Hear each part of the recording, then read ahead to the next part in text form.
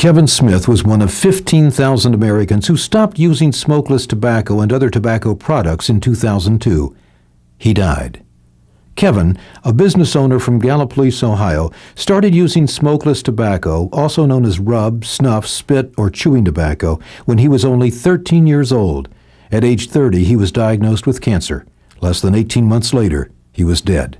Kevin left behind his wife, Tammy, and 2 sons, Tyler and Walker. Tammy knows smokeless tobacco killed her husband.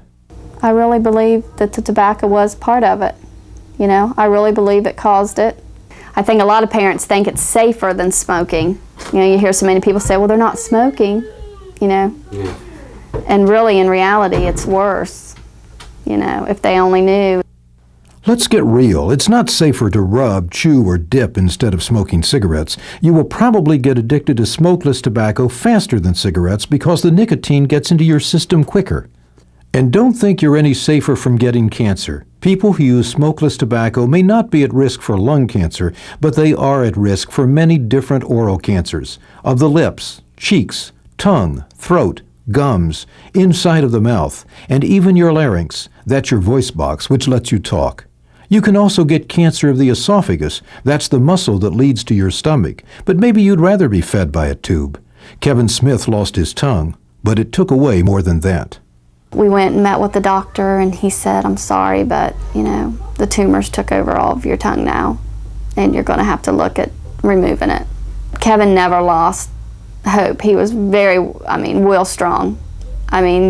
And then when they told him he'd have to lose his tongue, he said, do whatever you have to do to me to keep me alive. I didn't understand why you'd have to lose your voice, you know, your ability to tell someone how you feel. And that was probably the hardest thing on me, that Kevin couldn't talk to his kids and tell Tyler, I may die, but I love you. He couldn't, and writing it on paper is not the same thing. He's not there for me whenever I play my sports or anything. So, and then he's usually woke me up in the morning to go to work with him. Yeah. But now I can't do that. At age 10, Tyler Smith lost his dad to cancer. Tyler, what do you think when you see kids rubbing or chewing? Usually sometimes I go up and talk to them and tell them that you shouldn't do that because my dad died from it. Tyler and his mother now go to schools to warn kids about the dangers of smokeless tobacco. It was what his dad had hoped to do himself. Do any of you know someone that uses smokeless tobacco? He did it, well, they all did it in school. That was just, I think a lot of people thought that was just better than, doing smoking. And I did too. I thought, well, he's not doing anything to me. It's his choice. And I don't think he even knew the risks involved in it.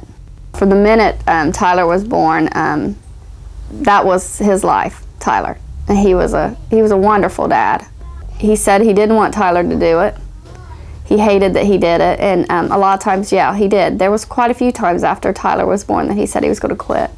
The day before Thanksgiving, we found out he had cancer. It scared the family, but I don't think we all really thought he could die from this. Seeing Kevin undergo 2 major surgeries to remove his cancerous tongue and then try to rebuild it using muscles from his chest and tissue from his legs was difficult for Tammy and her older son. The surgeries were painful and long. One lasted 22 hours, the second more than 8 hours, and neither was successful. Chemotherapy didn't work either. I thought he was just sick. He wasn't going to die from it or anything. But evidently, after a while, I got the meaning of it. Just his face was real big and stuff. And he used a trach and everything else. And he couldn't talk. I feel like we did everything we could, but this cancer is just a very awful cancer. It's a cancer you can't hide from. Kevin Smith was not the first person to start using smokeless tobacco products at a young age. Unfortunately, many youngsters start dipping or rubbing as early as age 10. And girls are also using smokeless tobacco products, usually because they think it will help them lose weight. Some say smokeless tobacco acts as an appetite suppressant. Well, duh! Who could eat after putting that stuff in their mouth? In fact, wouldn't they gross out their friends too? Who would want to get close enough to smell that person's breath? The Ohio Dental Association created Operation Tactic, Teens Against Chewing Tobacco in the Community, to educate you, your parents, your teachers, and others in the community about the dangers of smokeless tobacco and that it can kill. Let me tell you a bit about smokeless tobacco. Smokeless tobacco has many different names: dip, snuff, chaw, chewing tobacco. It comes in different forms, in a small round tin or loose leaf chunks or packets. Snuff is not chewed. Like Kevin Smith did, it is rubbed, usually placed between the cheek or lower lip and the gums. You can tell who uses snuff. They are always spitting out smelly brown tobacco juice. And if you stand real close, you can smell them too. It stinks. You can't miss people who use chewing tobacco either. It looks like there is a golf ball in their cheek. They actually chew the tobacco, and they spit too. You might want to be careful if you're ever in the back seat of a car with someone you know who chews or dips. Keep your window closed. I bet you've already heard on the news, from your parents or at school, about the dangers of nicotine, that it is addictive. And nicotine is one of the main ingredients in smokeless tobacco. But I also bet you don't know what else there is in smokeless tobacco that is just as dangerous and can be even more harmful to your body. Let's test your knowledge. The following ingredients are often found in smokeless tobacco: cyanide, formaldehyde, arsenic, methanol, cadmium, butane, acetone, polonium-210, uranium-235. But do you know what these ingredients are more commonly known as? Cyanide is a rat poison and also a gas used in executions. Formaldehyde is an embalming fluid and also used to quickly kill laboratory frogs. Arsenic is a deadly poison. Methanol is jet engine or rocket fuel. Cadmium is used in car and other kinds of batteries. Butane is used in lighters. Acetone is used to strip paint and a nail polish remover. Polonium-210 is radioactive nuclear waste. Uranium-235 is used in nuclear weapons. Do you want any of those poisons in your mouth? That all sounds pretty scary. No wonder there is a risk for oral cancer among people who use smokeless tobacco. And this is not a guess. The U.S. Department of Health and Human Services released a report in December 2002 that said the oral use of smokeless tobacco is known to be a human carcinogen. That means that if you chew, dip, or rub, you are putting something in your mouth and body that can cause cancer. Look at what oral cancer did to this man. He was only 28 years old when he died, and he used smokeless tobacco for only 10 years. Pretty bad, huh? I bet many of you already know someone who uses smokeless tobacco. Do them a favor and tell them that there are at least 28 different substances in smokeless tobacco that are known to cause cancer. Tell them that oral cancer is not pretty. And while Operation Tactic spreads an important message about the cancer risk you face by using smokeless tobacco, these products can do some pretty major damage to your teeth and gums. Permanent damage. Let's not forget what smokeless tobacco will first do to your teeth and gums. To do that, I want to introduce you to a friend of mine, Dipper Dan. Your teeth will be stained brown, just like Dan's teeth have been stained. No amount of bleaching will help his smile recover from this. The toxic ingredients can eat away at the enamel of the teeth and cause ulcers or holes in your gums, just like Dan has his teeth eaten away and ulcers and holes in his gums. These holes in the gums can't be fixed. You'll have very bad breath. Where you hold the smokeless tobacco in your mouth, the gums will begin to pull away from the teeth, leaving the teeth loose and sore, just like Dan's teeth are loose and sore. And this gum tissue will never grow back. You can get sores in your mouth, have difficulty chewing or swallowing. All of that is just the beginning. Want some virtual reality? This is a model of what to look forward to if you use smokeless tobacco.